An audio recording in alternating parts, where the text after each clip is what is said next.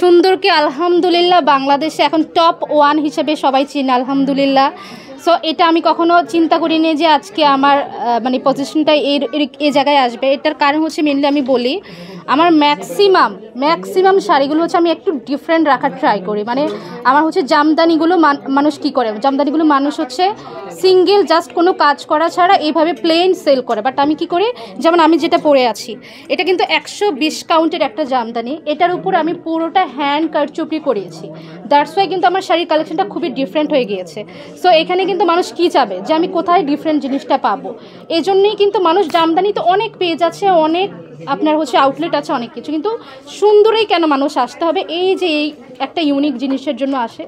Second thing হচ্ছে muslin হচ্ছে আমি যে পরিমাণে ডিজাইন এভরি মান্থ নামাই মানে কারিগর দিয়ে, অন্য কোথাও মানে আমার যতটুকু জ্ঞানের স্বল্পতা আছে আমার জানা মতে আমার মতো এত ডিজাইন কোথাও নাই, ভ্যারিয়েশন। মানে মাসলিন তো অনেকেই সেল করছে, মাসলিন ডিজাইন অনেকেরই আছে, বাট আমি যত ডিজাইনে ফোকাস করি যে আমার ভ্যারিয়েশনটা আমি বেশি রাখি, যে আমার হচ্ছে ক্লায়েন্টকে আমি এটা চিন্তা করি না যে আমার স্টকে অনেক শাড়ি পরে আছে আমি নতুন ডিজাইন নামাবো না। আমার থিঙ্কিং হচ্ছে আমি হচ্ছে ডিজাইন নামাই, আমার সেল হবে, নতুনগুলো হোক পুরাতনগুলো হোক সব চলে যাবে। সো আলহামদুলিল্লাহ আমার খুবই ভালো রেসপন্স, এবং হচ্ছে আমার 95% ক্লায়েন্ট হচ্ছে আউট অফ কান্ট্রিতে, সব হোলসেল চলে যায়। জাস্ট বাংলাদেশে 5% কাস্টমার যারা হচ্ছে সিঙ্গেল পারচেস করে, তারা এই মুহূর্তে যাদেরকে দেখছেন আশেপাশে আসছে পারচেস করার জন্য, তারা হোলসেলের উদ্দেশ্যে না, তারা জাস্ট এমনি কেনাকাটার জন্য আসছে। আর 95% সব হচ্ছে আমার আউট অফ কান্ট্রিতে চলে যায়, যেগুলো আমরা DHL করে দিই।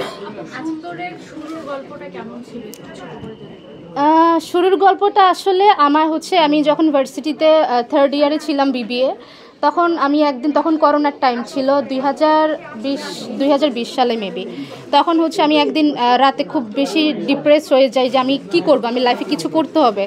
দেন আমার হাজব্যান্ডকে বললাম যে আমি শাড়ির বিজনেস করব, বললো যে ঠিক আছে শুরু করো।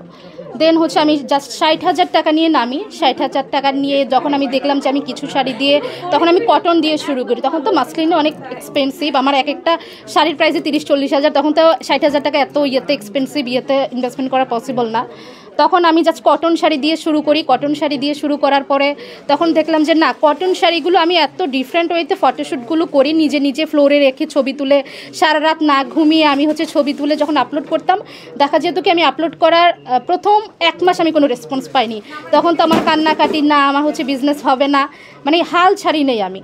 দেন হচ্ছে 1 মাস যখন ওয়েট করলাম, আবার ছবিগুলো আপলোড করলাম, আলহামদুলিল্লাহ এভাবে আমার আস্তে আস্তে তখন 60,000 ইনভেস্টমেন্ট থেকে যখন আমি দেখলাম যে না সেল হচ্ছে, তখন আমি বাড়িয়ে হচ্ছে 2 লাখ টাকা করি। দেন হচ্ছে 3 লাখ 4 লাখ এভাবে করতে করতে ইনভেস্টমেন্ট বাড়তে বাড়তে আলহামদুলিল্লাহ আজকে পৌঁছাই।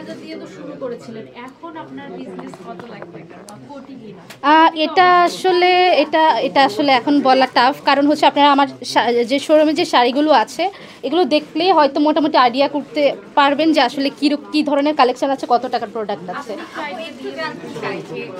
শাড়িগুলো খুব এক্সপেন্সিভ কিনা, মানে যারা মানে যারা মধ্যবিত্ত বা ধরেন বিয়ের দিন একটু সবাই চাই সুন্দরভাবে সাজবে, তাদের জন্য মানে কি প্রাইস রেঞ্জ থেকে আপনার শুরু হচ্ছে এবং আপনি কত?